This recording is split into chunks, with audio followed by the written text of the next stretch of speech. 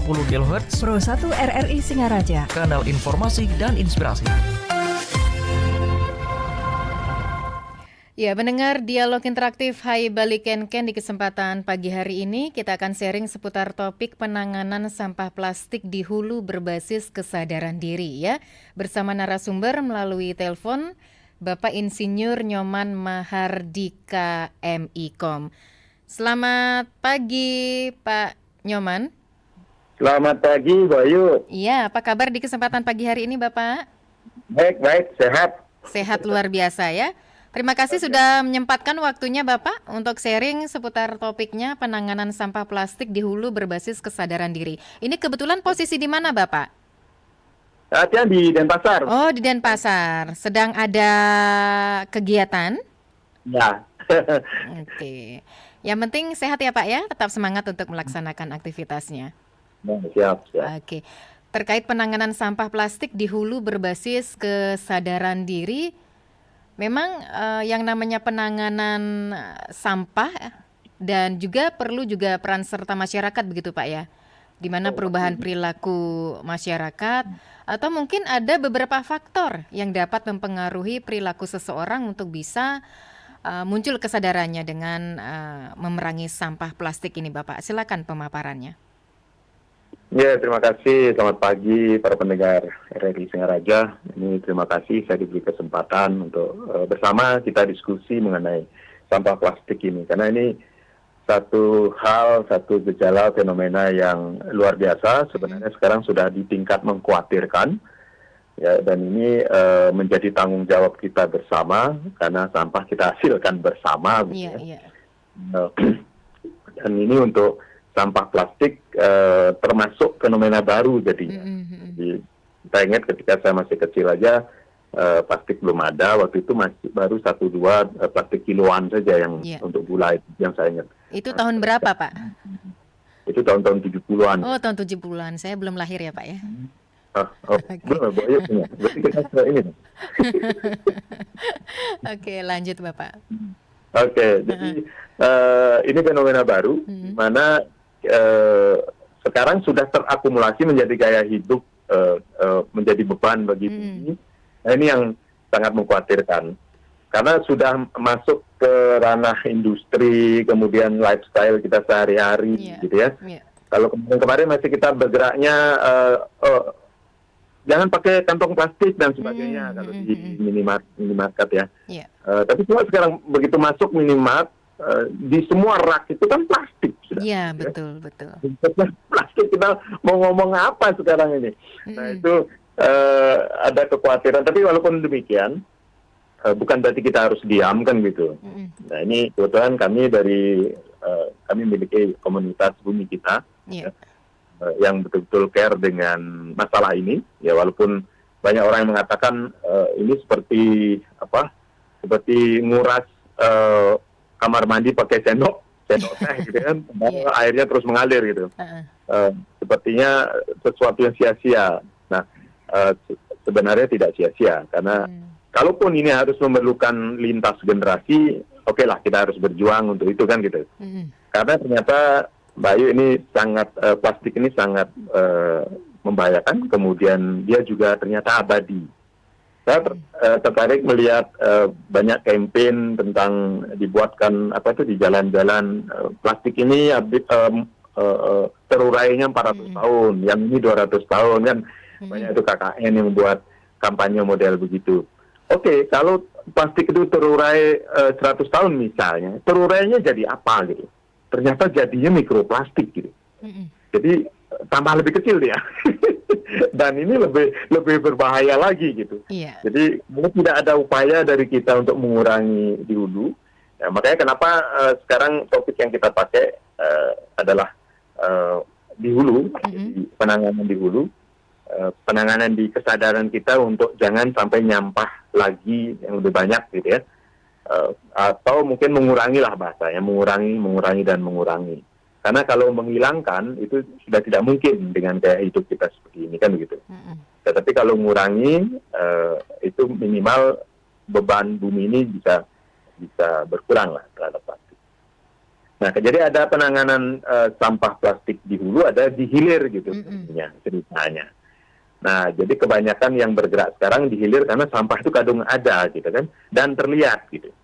Yang di hulu ini kan sebenarnya tidak terlihat, makanya ada judul yang kita pakai adalah berbasis kesadaran. Karena ini di hulu itu artinya manusianya. Ya. Kalau misalnya contoh kita sehari-hari pakai minum air mineral, gelas maupun botolan gitu ya, sekali kita minum berapa teguk langsung kita buang. Berarti kan kita nyampah. Nah, kalau kita menyadari bahwa itu ternyata kita berkontribusi terhadap lingkungan, nah kita kurangi sekarang misalnya kita bawa tumbler. Galon di rumah memang bahannya dari plastik, tetapi kan dia dipakai terus-menerus berulang kali. Ya. Nah, kita ambil airnya dari galon, kemudian kita bawa, nah kalau kita haus, kita minum dari tumbler. Jadi satu hari misalnya kita tidak menyampah plastik gelas maupun botolnya itu mungkin 3-4 biji, nah berarti kan kita sudah berkontribusi. Nah ini namanya berkesadaran gitu. Jadi ini yang harus kita mulai kampanyekan, Bayu. Oke. Untuk meningkatkan kesadaran. Iya, dengan mengolah sampah plastik itu apakah bisa dikatakan kesadaran masyarakat itu sendiri, Pak? Ini plastik yang sekali pakai gitu, contohnya dipakai kerajinan tangan atau apa begitu. Nah ini uniknya untuk campaign dan gerakan kita di hulu karena memang berseberangan dengan di hilir. Jadi ceritanya begini, kalau misalnya anak-anak kita dilatih untuk membuat prakarya dari bahan plastik, pakai botol misalnya, ya. Kira-kira alam bawah sadar mereka apa yang tertancap? Mereka akan mengatakan, bisa kok bisa dipakai bahan ini, kok bisa dipakai tas, kok. Itu gampang aja, tidak ada masalah. Itu orang-orang hulu itu terlalu lebay, itu terlalu itu yang terlalu mendramatisir gitu ya. Sehingga kontraproduktif terhadap gerakan dulu. Padahal yang mereka tidak tahu adalah yang bisa didaur ulang itu hanya 7-10%. Tapi ada 90% plastik kita yang tidak bisa diapa-apain gitu. Ini yang namanya plastik residu gitu. Diapa-apain pun tidak bisa. Nah ini kan akumulasi terus-menerus. Tiap hari sekian miliar manusia ini seperti itu, terus bumi ini sampai kapan bertahan gitu kan.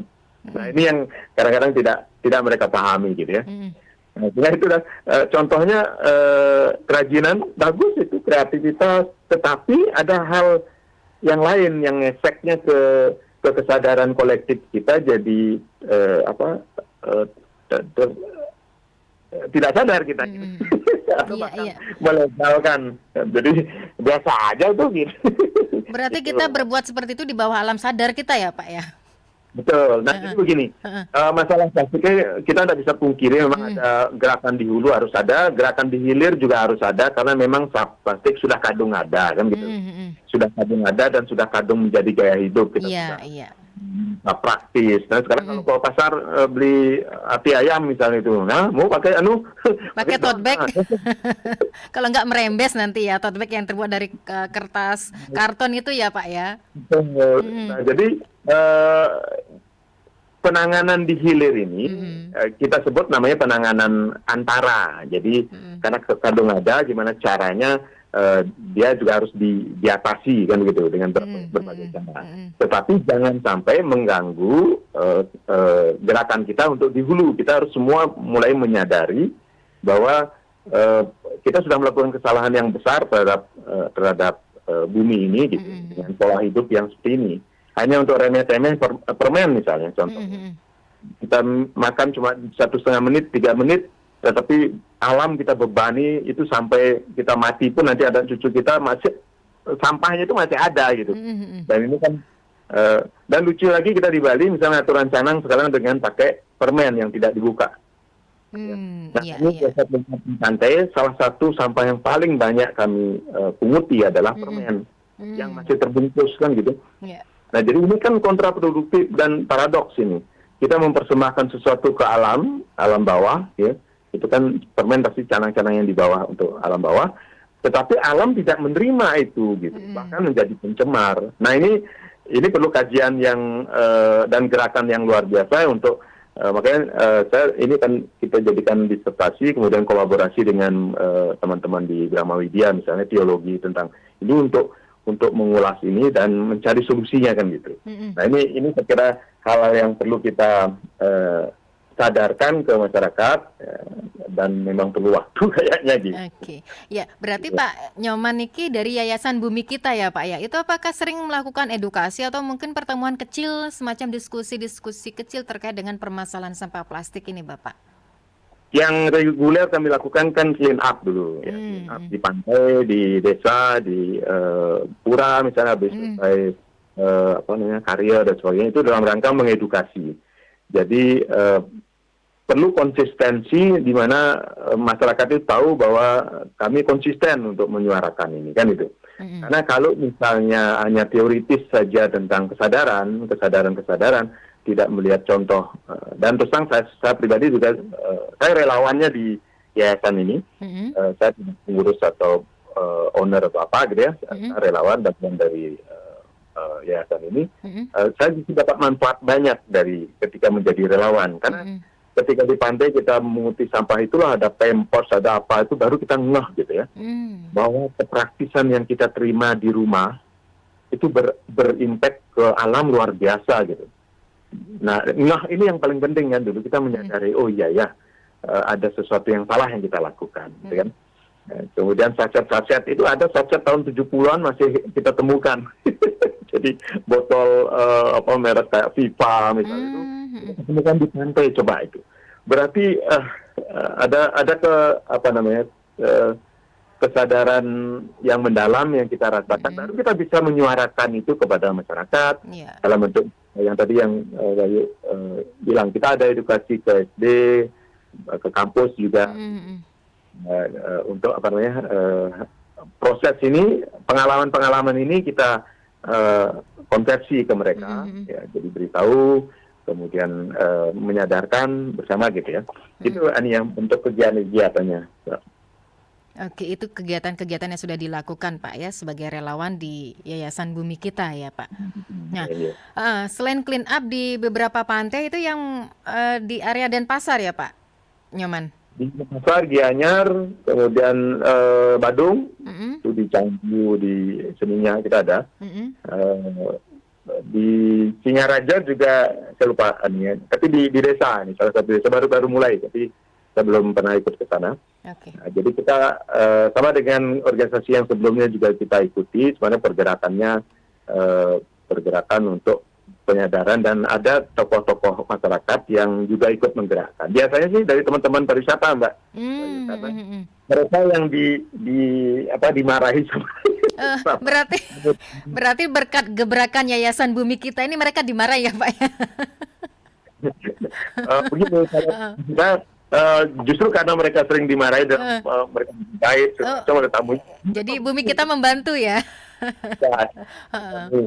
Dan jadi ada keprihatinan, kita harus bergerak begitu. Betul iya. Kalau di tahun 2021 ini Pak ya, saya baca di laman KLHK, ini Bali termasuk 8 provinsi penghasil sampah terbesar di Indonesia. Atau mungkin Yayasan Bumi Kita punya data Pak di tahun ini atau tahun yang kemarin, apakah masih terbesar juga nih penghasil sampah di Indonesia kita Bapak Bali khususnya? Ya, karena sampah itu kan ekses dari aktivitas. Jadi kalau Bali memang aktivitasnya kencang, terutama pariwisatanya, tradisinya gitu kencang. Coba kalau ada orang Ngaben aja misalnya, jadi saya sekarang juga masih bingung untuk memformulasikan. Ketika saya diskusi dengan saudara saya, misalnya ketika badai kita digarap sekian puluh orang berkeringat dan sebagainya, dikasih air dengan gelas gitu kan, gelas botol plastik gitu. Kalau kita larang, kan nggak mungkin juga ya Pak ya? Gelas sana kan nggak mungkin juga. Iya. Aktivitasnya kencang, sehingga sampahnya juga kencang. Nah itu kan indikasi dari aktivitas yang produktif gitu ya, di sisi hal ini. Tetapi itu tadi ada ekses yang, karena plastik ini tidak akan terurai pun dia akan menjadi mikroplastik dan nanoplastik. Ini jauh lebih berbahaya. Dan saya baru pelajari juga kosmetik yang Anda pakai kaum ibu dan remaja putri itu banyak sekali memakai mikroplastik gitu. Jadi langsung basuh muka di wastafel pun langsung mengalir ke selokan, ke sungai, langsung ke pantai, itu sudah mencemari air kita loh. Iya. Dan itu akan kalau misalnya kayak model apa tuh kerang misalnya itu, dia akan langsung nyerap itu. Dan itu kandungan nanoplastik dan mikroplastik di kerang itu paling banyak karena dia mengendap di situ kan. Makanya saran saya mulailah sekarang kurangi makan kerang karena itu udah pasti tercemar gitu. Nah ini efek-efek begini kembali lagi ke data itu ya seperti itulah kondisinya. Kemudian dari pandangan nyata aja misal kasat mata sekarang menumpuk sudah sampah-sampah plastik di mana-mana.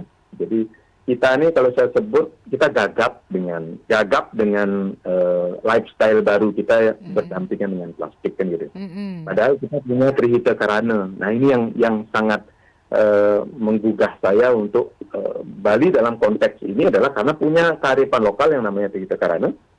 Kita harus bekerja keras sekarang membuat formula. Terus seperti apa keseimbangan yang harus kita lakukan kan itu Mbak? Iya betul. Dan kerjaan ringan ini, karena begitu kita membanggakan Trihita Karana, sampahnya di mana-mana tuh, belum lagi memang masyarakat kita untuk buang sampah sembarangan itu sangat tidak disiplin saya lihat, karena kita sudah kadung dimanjakan oleh dulu kehidupan kita sampah organik kan tidak masalah. Makanya kalau di pantai yang kami punguti plastik aja, karena kita yakin bahkan ada selokanya itu saya lupa seloka bahwa samudra itu akan bisa mendaur ulang segalanya gitu kan. Iya. Nah, tetapi plastik tidak. Baru. Jadi no untuk plastik ya Pak ya. Ya.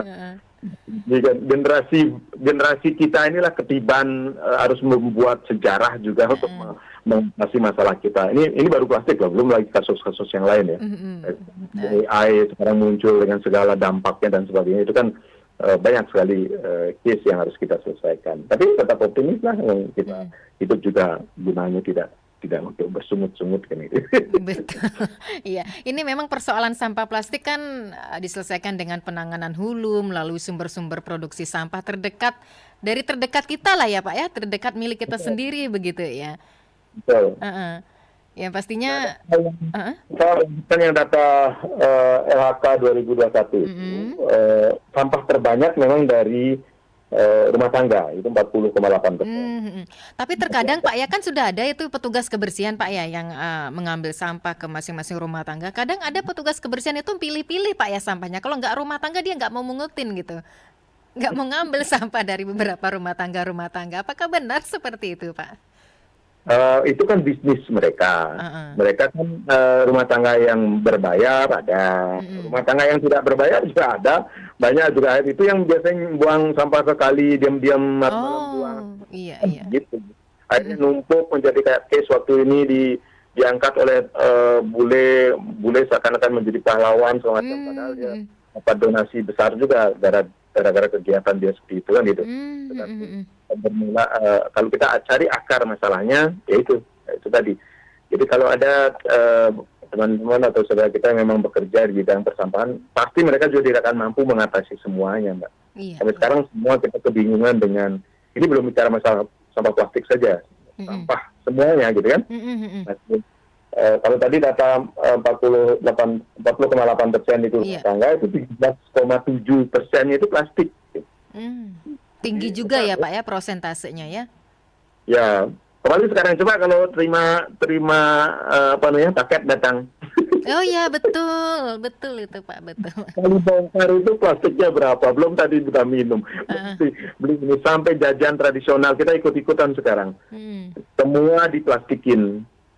Nah ini kan ya sudah ini kan harus kita lakukan sesuatu ini gitu. Iya, tergugah ya untuk bergerak atau beraksi dari bumi kita itu sendiri Pak ya. Berapa relawan Pak yang diterjunkan hanya untuk memerangi sampah plastik ini di berbagai pelosok yang ada di area Denpasar, Gianyar dan juga lainnya. Ini sistemnya ngayah ya Pak ya? Ya, nah itu yang menyebabkan kita memang beda dengan relawan versi yang lain ya, datang dari negara lain idenya gitu ya. Karena kita Tapi bukan ikut-ikutan yang dilakukan bule itu kan Pak ya? bukan, nah, itu ada perbedaan. Iya. Tidak dalam kapasitas saya menilai atau apa, tetapi untuk apa yang kita lakukan dengan konsep ngayah ini yang di satu sisi untuk para relawan yang memang tergerak hatinya untuk melakukan gerakan, melakukan clean up dan sebagainya, edukasi dan sebagainya ngayah, itu bagus ditularkan. Di sisi lain untuk masyarakat, kita punya bahan yang luar biasa. Kalau setiap sembahyang, tanda sembah itu ada kepada Ibu Pertiwi, kenyataan kita nyakupan tangan kepada Ibu Pertiwi, tetapi sikap kita sehari-hari, perilaku kita benar-benar membebani Ibu Pertiwi, itu kan sudah kontradiktif ya. Itu bisa menjadi model penyadaran yang bagus bagi kita kan gitu. Ibu kita, Ibu Pertiwi, Bapak kita, Bapak Angkasa. Kalau sampai sampah dibakar, maka pindah dia. Maksudnya pindah ke Bapak Angkasa. Nah ini kesadaran-kesadaran seperti ini sebenarnya kita sudah punya kearifan yang bisa kita pakai, ingatkan aja gitu ya, untuk untuk membangkitkan semangat kita untuk kalaupun nanti ada pertanyaan nggak akan ngefek, urusannya kadang-kadang bukan urusan dengan orang lain. Kalau prinsip saya dengan teman-teman begitu. Urusan saya clean up misalnya di pantai, urusan saya dengan alam ini, dengan Ibu Bumi, dan urusan saya dengan Tuhan. Kan? Luar biasa. Itu harus punya prinsip seperti itu, Pak ya? Iya betul. Dan itu akan membahagiakan saya. Kalau nanti yang lain bilang itu nggak ada efeknya dengan masyarakat, loh. Masyarakat tinggal nanti akan terseleksi juga. Masyarakat yang sefrekuensi akan bermunculan dan kita akan semakin banyak yang akan bergerak. Sekarang aja buktinya udah semakin banyak yang bergerak.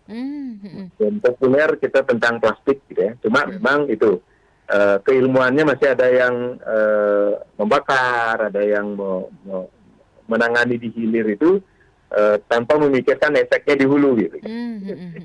Jadi karena apa namanya itu tadi keterbatasan, misalnya dipakai tembok, misalnya plastik dipakai tembok, dipakai meja, di satu rumah penuh dengan bahan plastik. Oke. Kalau Anda tinggal di rumah itu, kemudian cuacanya panas, kira-kira dampaknya ada nggak? Gitu. Nah, jadi kurang bagus juga sebenarnya kan gitu. Kalau saya lebih prefer kalau memang terpaksa harus paling bagus sebenarnya pakai aspal, baik. Karena plastik itu kan bahan bakunya minyak bumi juga. Gitu. Nah, aspal itu adalah minyak bumi yang paling jelek kualitasnya gitu. Oke, ini memang merupakan tantangan besar Pak ya dalam penanganan sampah. Jadi diperlukan kedisiplinan dari orang itu sendiri begitu Pak ya dalam pengelolaan sampah yang berbasis sumber. Kita juga menantikan atensi pendengar ya Pak di 24644 atau bisa ke WA Pro 1 di 0811 3999 790. Kenapa Pak? Di YouTube-nya ada ini juga. Oke, kita juga live di YouTube official RRI ya Pak ya. Iya. Sebenarnya menarik sekali Pak perbincangan kita pagi ini, apalagi mengenai sampah ya. Kalau kita pikir-pikir, kalau sudah disindir, diskusi masalah sampah, paling enggak muncul ya, oh saya pernah buang sampah sembarangan gitu Pak ya. Oh saya pernah asal-asalan gitu ya. Membuang sampah dimanapun ketika posisi kita berada begitu ya. Bersama narasumber pendengar Bapak Insinyur Nyoman Mahardika MIKOM dan topiknya mengenai penanganan sampah plastik di hulu berbasis kesadaran diri. Dan kalau boleh tahu Bapak ini profesinya sebagai dosen ya Pak ya? Iya, Iya. Betul kan, kuliah S3 ini mau diangkat jadi disertasi juga. Gitu ya. Dan ini tidak bisa sendirian. Kita akan berkolaborasi karena perspektif banyak. Kalau kami dari ilmu komunikasi tentu bagaimana mengkomunikasikan. Nah, kita punya teman-teman yang S3 teologi agama Hindu itu sebenarnya mengangkat kata tadi canang dengan plastik gimana gitu. Dengan permen misalnya plastiknya. Pak Nyoman mohon izin sudah berdering. Kita sapa pendengar ya Pak ya. Selamat siang. Selamat siang, Om Swastiastu. Om Swastiastu Pak Anggas. Wah, ini luar biasa ini. Ini pendengar yang aktif dan peduli. RRI yang ke-78. Semoga RRI tetap jaya di udara. Terima kasih Pak Anggas. Ya. Narasumbernya via telepon ya Pak? Oh, nggak apa-apa. Ini Oke. bagus menarik kali ini. Uh-uh. Saya ingin hanya menyampaikan cuma dalam bentuk koreksi dan saran. Ya. Mhm. Di masyarakat ini kan kesadarannya memang bukan tidak ada, kurang gitu.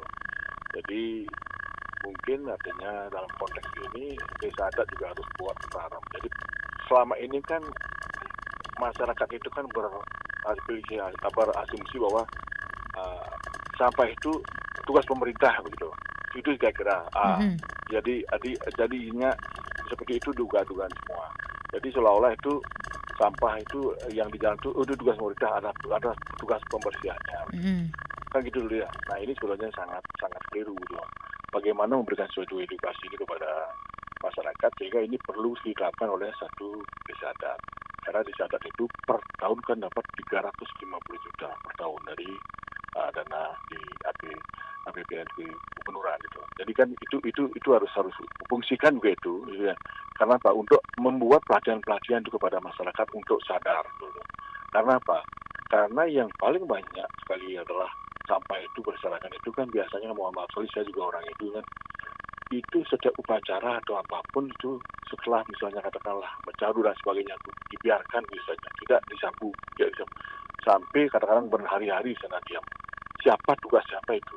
Jadi seolah-olah itu kan harus misalnya kan harus kerjasama, peduli itu. Jadi memberikan contoh kepada masyarakat, habis bisa mencaru ya sudah kalau bisa tanyakan kepada yang mampunya boleh nggak ini? Artinya karena sudah mencaru, sudah lebar, misalnya badannya berhubungan di luar itu, sauplah bersihkan itu. Itu yang pertama. Yang kedua kan bisa juga nanti menyebabkan kalau di jalan bisa menjadi suatu kecelakaan lalu lintas, itu yang harus diantisipasi.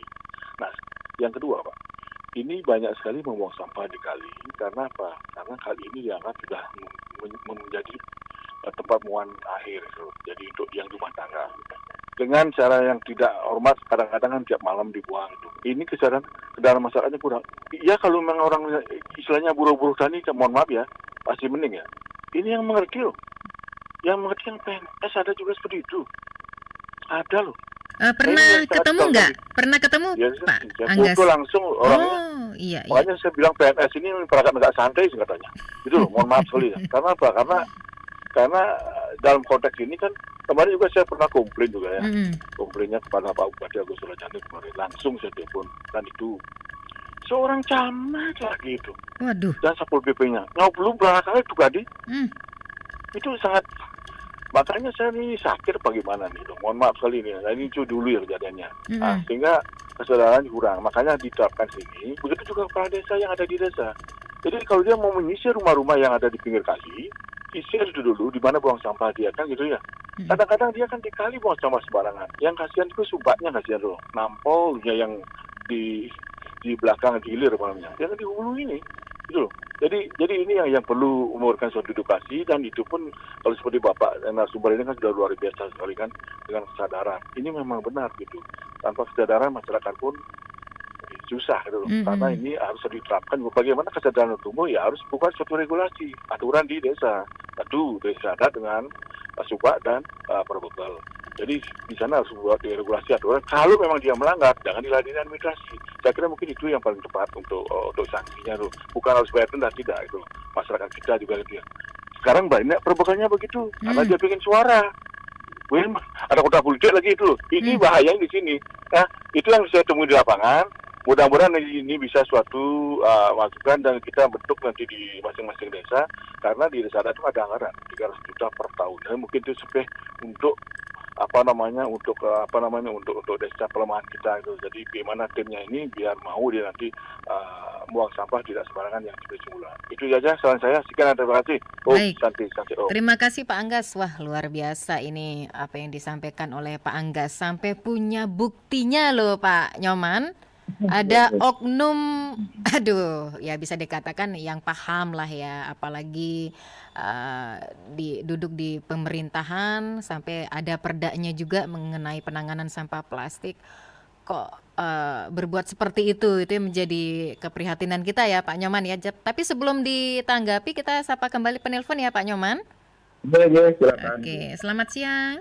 Selamat siang, Om Swastiastu. Swastiastu, Pak Narte ya? Nggih. Silakan Bapak. Salam bersua Pak Man. Sama-sama. yang mantan dosen ampun Purna Bakti di Undiksa. Di Dengan Pak Narte niki. Narte Ariante.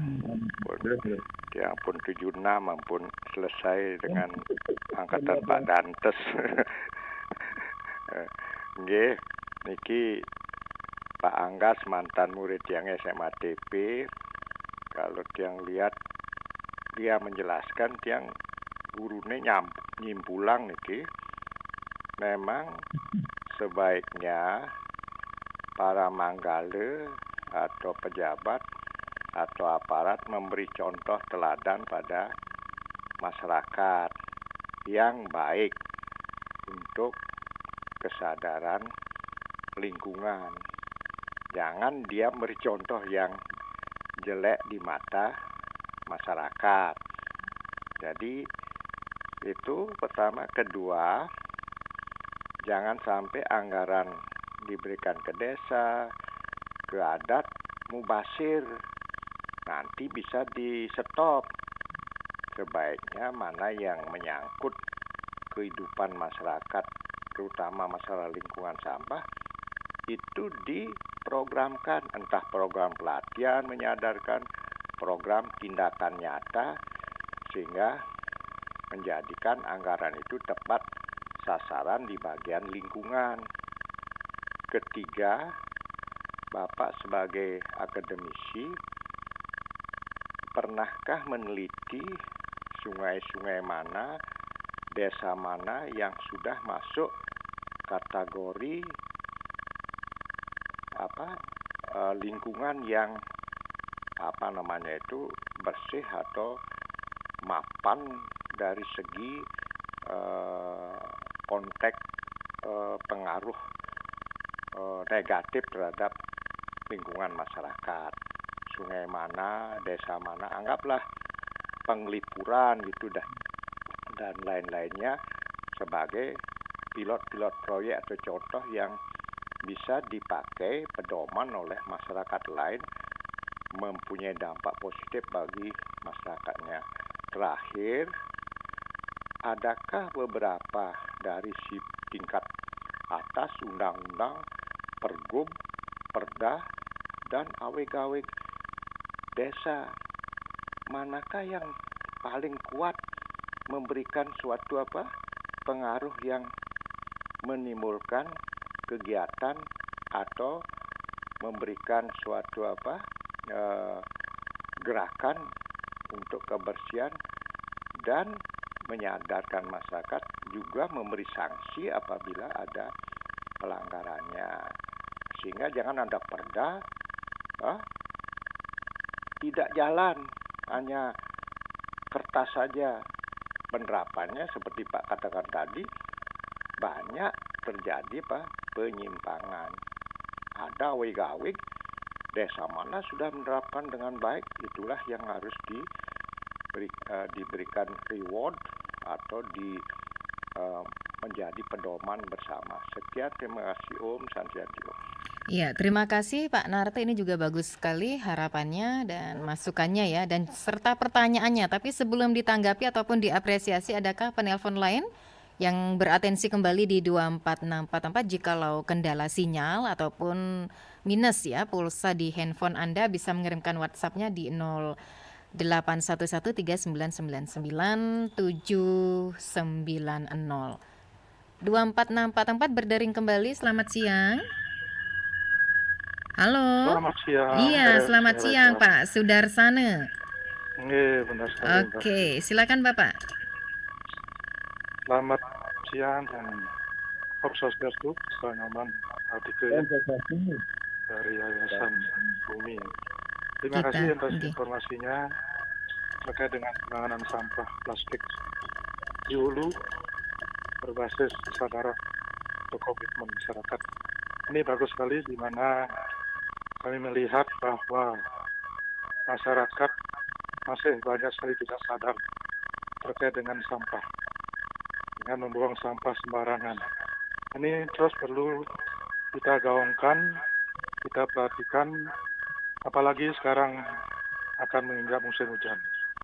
Nanti akan kelihatan bagaimana sampah akan berserakan di hilir, terutama di pantai, di sungai-sungai.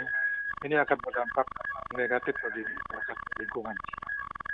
Tentunya mari kita terus berupaya, dan kami lihat juga pemerintah sudah terus bergaung berupaya di mana untuk mengurangi sampah-sampah plastik, terutama di minimarket sudah tidak mengeluarkan kantong plastik untuk bungkusan belanja di masyarakat. Ini sudah baik sekali, tetapi dengan perkembangan industri yang begitu besar, di mana bungkus kemasan barang-barang itu kebanyakan dari plastik, inilah yang menyebabkan tidak mudah kita untuk mengurangi sampah-sampah plastik. Tentunya harapan kita masyarakat juga harus sadar dan komitmen bagaimana kita tidak membuang sampah sembarangan. Dan juga dengan upaya-upaya pemerintah dengan mendaur ulang dan juga adanya home industri dengan mengolah plastik dapat membawa dampak ekonomi masyarakat. Itu saja kami sampaikan. Mudah-mudahan mari kita terus bergaung dengan masyarakat, dan masyarakat harus sadar dengan apa yang upaya-upaya pemerintah lakukan. Sekian, terima kasih. Baik, terima kasih Pak Sudarsana atas harapannya ya. Dan ada WhatsApp ini Bapak dari Pak Romi. Saya berpendapat sepanjang toko plastik masih ada dan kian bertambah. Omong kosong, sampah plastik bisa teratasi tuntas. Minta pandangan dari narasumber seperti apa. Ya Pak Nyoman, mohon izin sebelum ditanggapi dari ketiga penelpon ataupun WhatsApp dari Pak Romi, kita jeda sejenak Bapak, tetap bersama RRI. Yes, silakan. 97,9 FM, 101,2 FM, Dan AM 1080 kHz, Pro 1 RRI Singaraja. kanal informasi dan inspirasi.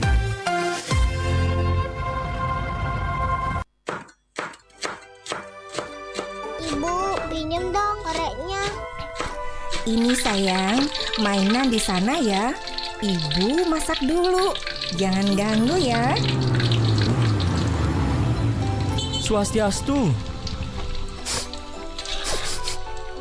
Kok bawa asap ya, Bu? Waduh, jangan-jangan anak kita, Pak. Tadi dia pinjam korek sama ibu. Ibu, kok ceroboh sekali sih? Sedang ngapain di sini, Nak? Sedang bakar-bakaran. Bu, Ya, Pak. jangan biasakan ngasih korek api sama anak kecil. Gimana kalau terjadi kebakaran? Tidak hanya rumah yang ludes, jiwa juga bisa melayang, Bu.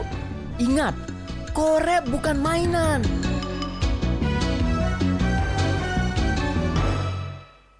Fenomena sampah kiriman yang terjadi hampir setiap tahun ini mencapai 25 ton per hari.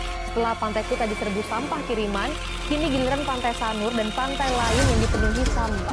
Kurang dari 5 menit, saya sudah menemukan sedotan plastik sebagai negara kedua terbesar dunia yang penyumbang sampah plastik ke lautan.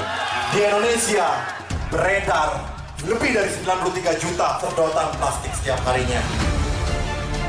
Mengurangi sampah plastik bukanlah tugas pemerintah saja, tetapi merupakan tugas kita bersama. Yuk kurangi sampah plastik mulai dengan cara yang paling sederhana, dengan membawa botol minuman dan kantong belanjaan kita sendiri.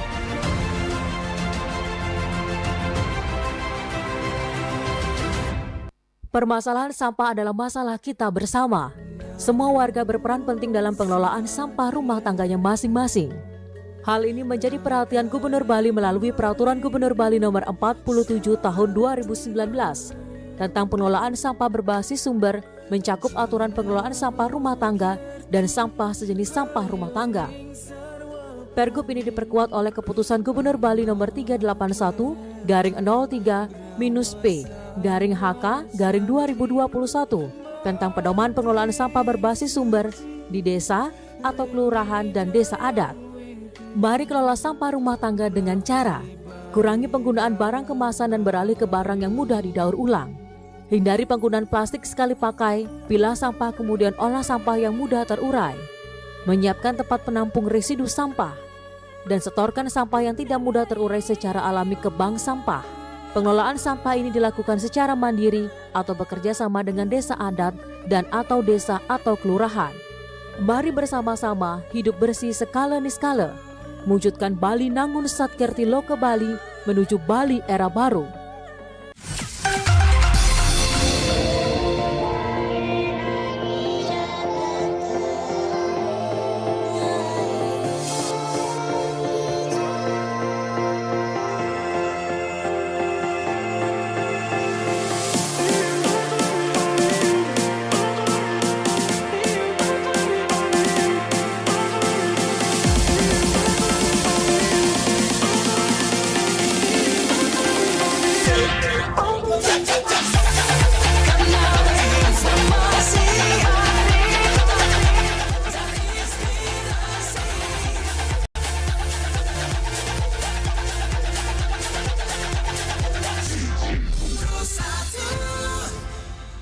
Pendengar, kita masih dalam dialog interaktif Hai Bali Ken seputar topik penanganan sampah plastik di hulu berbasis kesadaran diri bersama narasumber melalui telepon Bapak Insinyur Nyoman Mahardika MIKOM. Pak Nyoman. Yes, siap. Ya, siap. Sudah semua bisa ditangkap Pak ya apa yang menjadi penyampaian oleh Pak Anggas, Pak Narte, Pak Sudarsana dan juga Pak Romi? Ya, luar biasa. Ini partisipasi yang ini menunjukkan perhatian kita, keprihatinan kita sama, semangat kita juga sama, kan begitu. Yeah. Jadi Pak Anggas dan Pak Nata itu Pak Nata untuk pertanyaan 1-2-nya hampir sama dengan Pak Anggas ya. Memang contoh harus dari Manggala, dari orang-orang yang justru intelek memberikan contoh. Nah, ini ada yang saya temukan menarik ketika kita mulai kuliah tentang filsafat.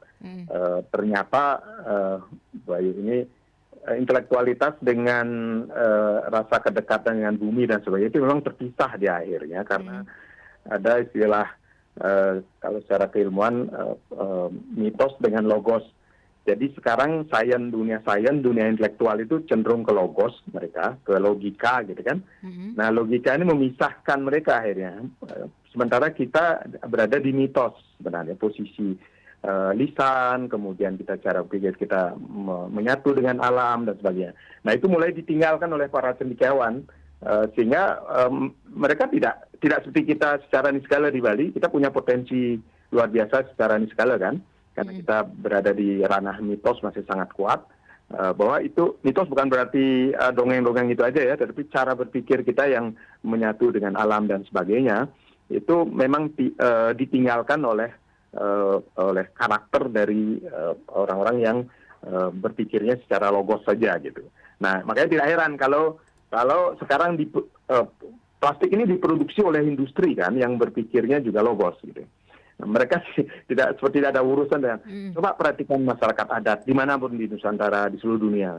Ya, mereka menyatu dengan alam. Mereka merasa melihat fenomena plastik ini pasti merasa sangat tersakiti gitu ya, ikut tersakiti. Nah, ini saya kira tantangan justru dari di satu sisi kekuatan kita di kampus-kampus kita yang berbasis Hindu misalnya di Bali untuk mengangkat justru kekuatan mitos inilah sekarang yang akan berperan ya, karena bahasanya adalah itu tahayul kan, banyak yang begitu. Pilih mana, mau tidak tahayul tapi Anda merusak bumi ini, menghancurkan, atau kita berpegang dengan nilai-nilai yang kita selipkan dalam mitos-mitos itu tetapi membawa kita kepada kerahayuan, kan itu yang tinggi nilainya gitu ya. Kemudian mengenai anggaran juga begitu. Sekarang bahkan ada pungutan untuk wisatawan nanti akan diberlakukan $10 itu untuk menjaga lingkungan Bali. Nah, ini juga seharusnya mulai diterjemahkan dengan lebih detail. Nah, inilah peran kampus yang tadi saya sampaikan, bahwa ini harus diangkat menjadi tesis-tesis dan disertasi secara kolaboratif dari banyak perspektif, termasuk desa adat harusnya seperti apa dong konsepnya, dibantu gitu, dibuatkan secara konsepsinya seperti apa gitu. Bahkan nanti mungkin melahirkan teori-teori baru yang berbasis mitos, nggak ada masalah gitu.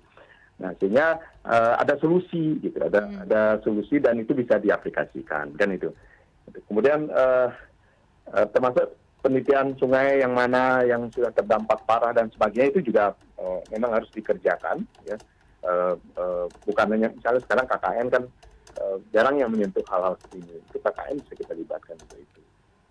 Nah kalau undang-undangnya, nah ini menarik juga sebenarnya, termasuk jawab Pak Romi.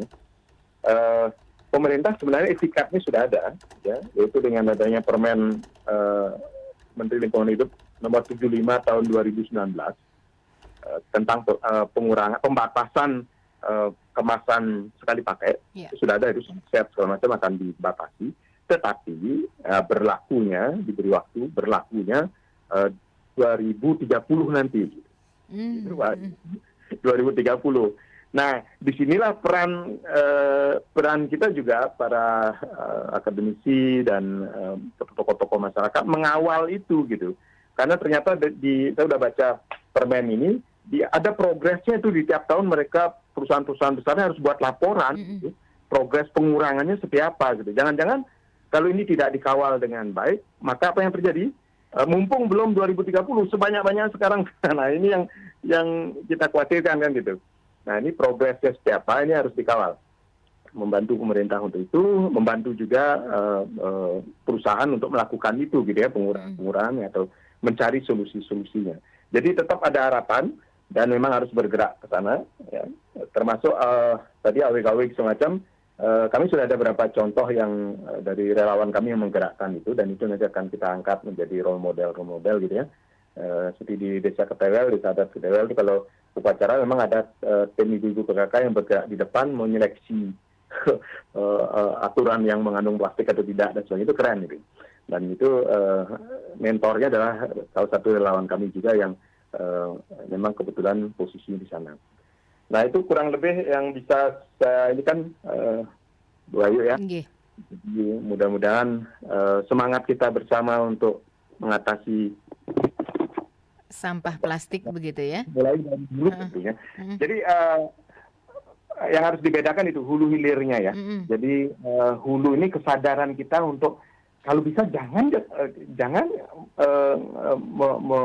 sampai menghasilkan plastik gitu ya. Itu aja. Penekanannya gitu. Betul. Kalau penanganan yang jadi ini timbunan namanya, sudah kadung ada timbunan, kadung timbul ya, itu mau tidak mau memang harus dikerjakan.